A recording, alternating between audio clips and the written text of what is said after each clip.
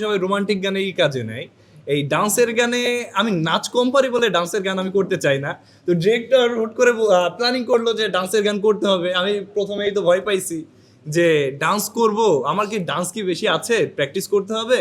Rehearsal করতে হবে? Director বলে হ্যাঁ, একটু রিহার্সাল করতে হবে। তো ১ম দিন আমরা রিহার্সাল করছি। দ্বিতীয় দিন না ২ দিন পর কাজ করেছি। চ্যালেঞ্জিং ছিল না।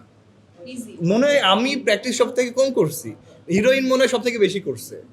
ফিল্মে এখনো কাজ অবশ্যই, যেহেতু আমি ফিল্ম মিডিয়া বলেন, নাটকে বলেন, নাটকে তো তেমন একটা ডান্স টান্স থাকে না। যদি ফিউচারে ফিল্ম করি তখন তো আমার অবশ্যই এই ডান্সটা আমার শিখতে হবে। গানের ক্ষেত্রে তেমন একটা দরকার হয় না, কিন্তু আমরা যে অভিনয় করি সেটা হলো আমরা ছোট পর্দায় নাটক করি, ফিল্ম এইগুলো অভিনয়, কিন্তু গানে যেটা লাগে আমাদের এক্সপ্রেশন হলেই হচ্ছে। না, এক্সপ্রেশন অবশ্যই মনে করেন আমরা যে ডায়লগ ডেলিভারি দিচ্ছি এইটা আলাদা, আর এক্সপ্রেশন শুধু আমরা কোনো ডায়লগ দিচ্ছি না, শুধু এক্সপ্রেশনই দিয়ে যাচ্ছি, এটাই তো গান।